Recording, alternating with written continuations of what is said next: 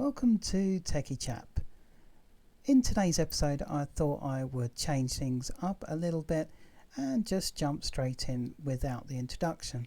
Today we are taking a look at FreeBSD 13.1 release P7, and this is probably one of the last FreeBSD 13.1 releases before we see the release of FreeBSD 13.2. I believe it's happening in March, and then we go onwards to FreeBSD 14.0, which I think is being released around June or July time. So this is probably the last or one of the last patches for 13.1 before we jump to 13.2. And I'm running KDE 5.24.7 here on my laptop, and it's an Intel i7 2720QM second generation core processor, pretty ancient, but 16 gig of RAM, and this is my ThinkPad W520 laptop, which I think is really quite wonderful. I do think this is one of the best laptops made, and I do wish that they had continued to make laptops like this. Certainly for me, the keyboard is one of the best keyboards out there on a laptop, and they just don't make keys like this anymore. The only problem with this laptop is that it is pretty heavy, and I think that's the trade-off with build quality. Is you get a super great laptop that's going to last for ages, but it's going to be super heavy as well. But I do love my ThinkPad W520. Anyway, that's enough me raving about the W520. Let's show you around this desktop. As you can see, I'm currently using only 470 meg of my current RAM, even though I am recording the desktop, and I'm also recording my audio as well. So that's pretty impressive actually. KDE is often thought of as a bit of a resource hog. However, I don't think this is necessarily the case. They have made steps to improve this situation, which I think has made quite a big difference in the later KDE releases. However, this being KDE, you do get all the nice KDE goodies and niceness that comes with installing KDE. For example, the little widget here that shows my weather, and configuring widgets in KDE is super easy. You literally can just either scroll through and choose the one that you want, and there's lots of good widgets here.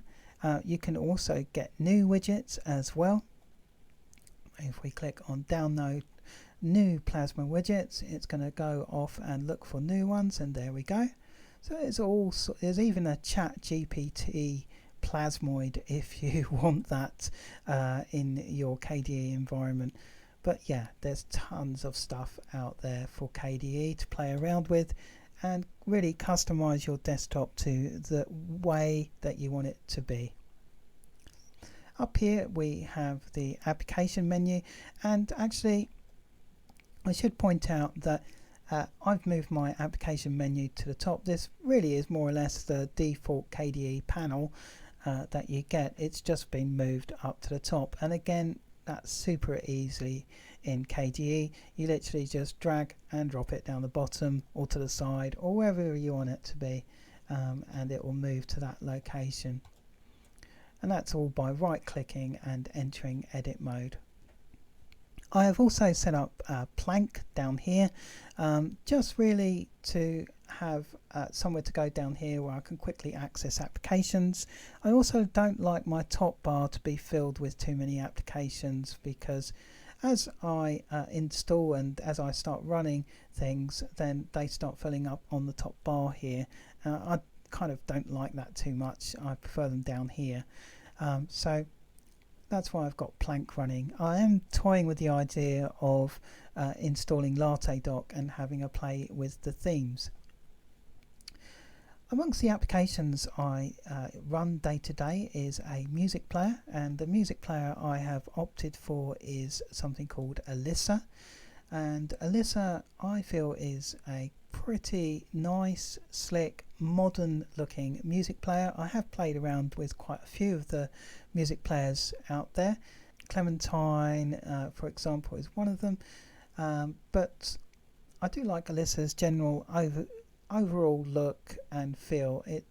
I just think it feels modern and it suits the theme of the desktop. I also have OctoPKG. Now OctoPKG is a graphical front end for PKG and can be very handy. I tend to use this for system updates as opposed application updates and system updates. You can click on check updates here and it will go off and check for updates.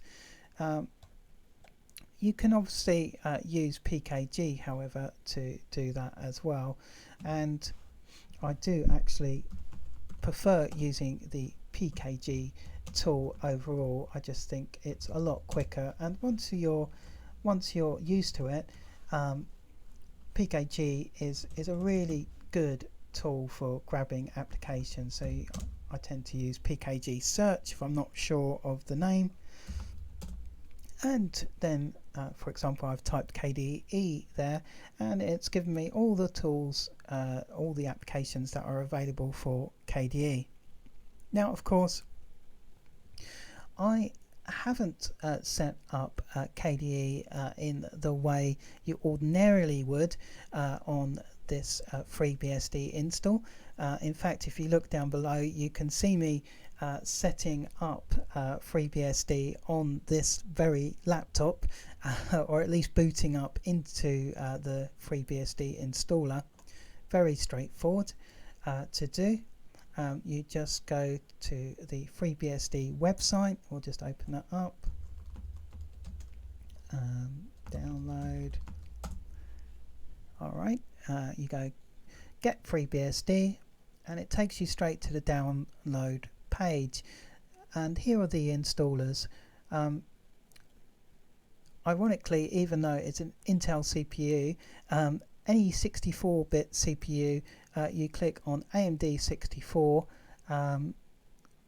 Don't worry that it says AMD.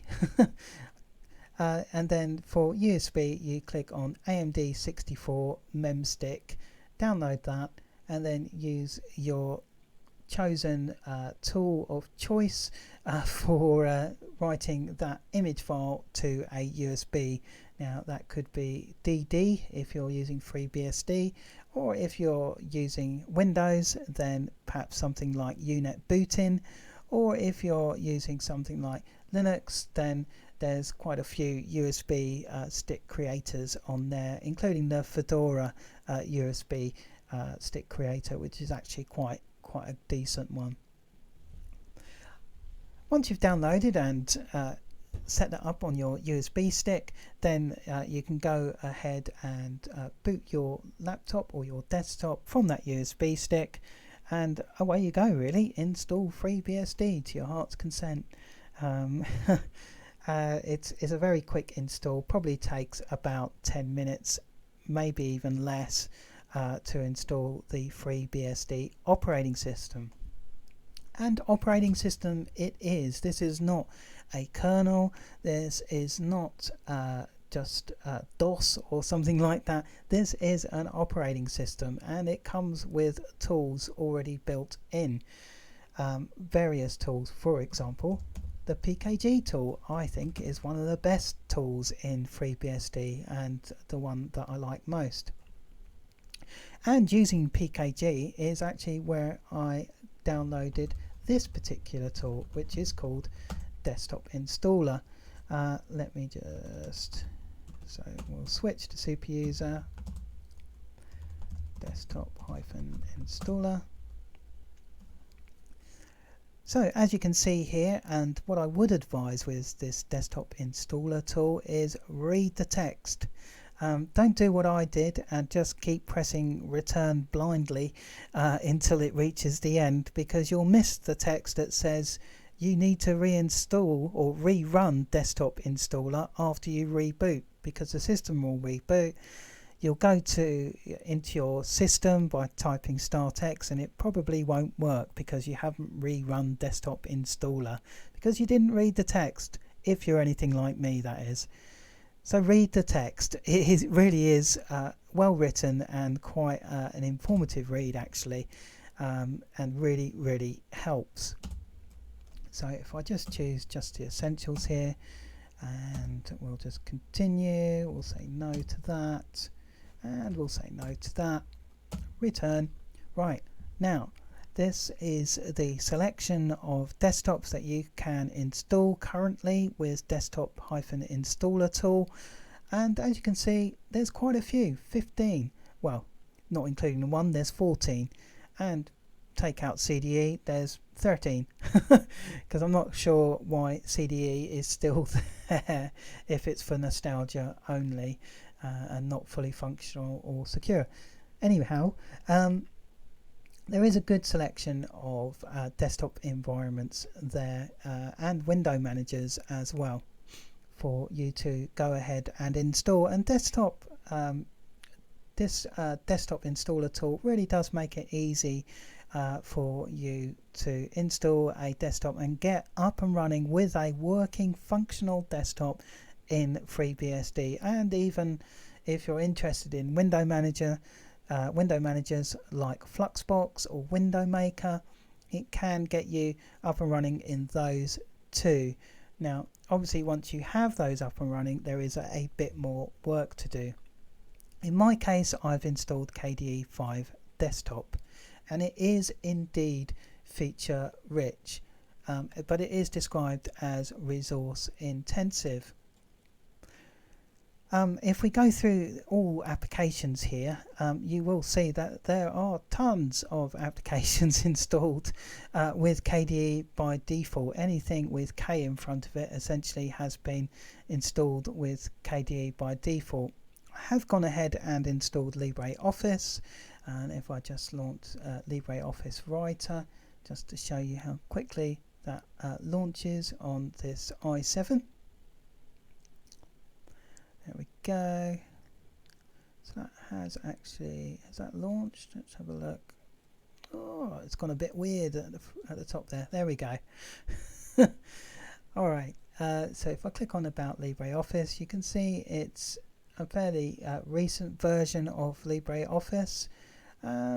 It works sort of okay with the dark theme. Things are perhaps a little bit too dark on my LCD here, but that can be changed. You can change LibreOffice to ignore the theming and have its own theme as well if you want to. But one of the problems with KDE is the fact that it does install so many applications. Indeed, if we go to NeoFetch here, you can see that the amount of applications installed are 1,243, which is a huge amount, and most of those are going to be these little tiny K applications, and even some of these games as well. I don't mind the games too much. Okay, so what else can I show you about KDE running on FreeBSD 13.1? Well, I can show you that if we go to System Settings, I can show you some of the settings that I've changed on here to create this overall look, and I'm using the Aratim-Dark global theme. My plasma style is also Aratim Dark Rounded Blur, and as you can see, that gives this sort of rounded box quality to the windows. Colors again is also Aratim Dark. Windows decorations is Aratim Dark, and my icons are Cora. Now I do like the Cora icons. I think they look pretty modern, and yeah, I enjoy using them. So those are things that that's how I've built my KDE. So I've used the desktop installer. Now after installing KDE using desktop installer, I did have to go ahead and modify some files. So if I just zoom in again, and there are 3 files that you will find you're modifying a lot when you're using FreeBSD. The first one is loader.conf. Loader.conf, you'll be in and out of this, just tinkering with these to speed up your PC and yeah, make little adjustments here and there. So I have the asynchronous input output load set to yes, which is probably the most important one in here. As you can see, having run the desktop installer, it does do these helpful added by auto-admin from desktop installer comments to everything it's added in for you. So if you're not happy with any of those, you can take them out. Now, me being a bad admin, I haven't added a description on my conf files. I would encourage you to add a description so that you know what's going on if you need to go back and check on something. But asynchronous input output load equals yes is probably one of the more important ones to get a responsive desktop up and running. Let's just quit out of that. I'll show you the second one that you'll be in and out of. /etc/rc.conf. rc.conf stands for running configuration, and as you might have guessed, this is stuff that is running live and up and running. rc.conf. 2 things I'm experimenting with at the moment is PowerDXX. As you can see, I have that enabled, and the PowerDXX flags, which and essentially enable it to control the CPU, enables FreeBSD to be able to control the CPU and to manage its temperature as well.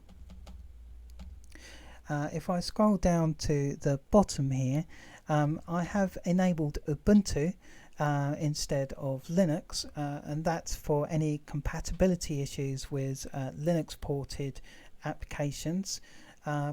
The Linux _enabled is really to do with CentOS, and that has previously been the one that's mainly been used for Linux compatibility, or the Linuxulator. I can never say that one correctly. However, Ubuntu _enabled has really kind of taken over that because so many applications are actually written with Ubuntu in mind as the base, so the Ubuntu compatibility tends to give you more compatibility functional applications for the desktop, as opposed to the CentOS based Linux enabled. So I have Ubuntu _enabled set to yes. It's also here that you specify that the SDDM is enabled as well. And you also need to check that your dbus is enabled as well on here. I also have printing enabled, which is that little HP logo up there because I have a HP printer, and that works just fine in FreeBSD. Alright, so we'll leave that, and the last one to take a look at is sysctl.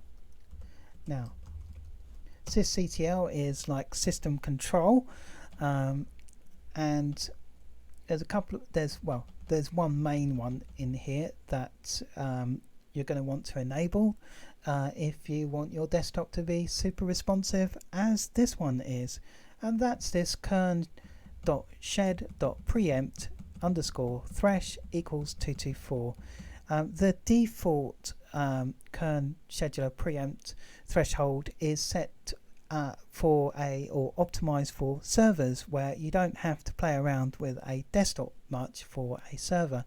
However, if you are running a desktop and you are a home user like I am, running FreeBSD as a desktop, then you need to change this threshold to 224.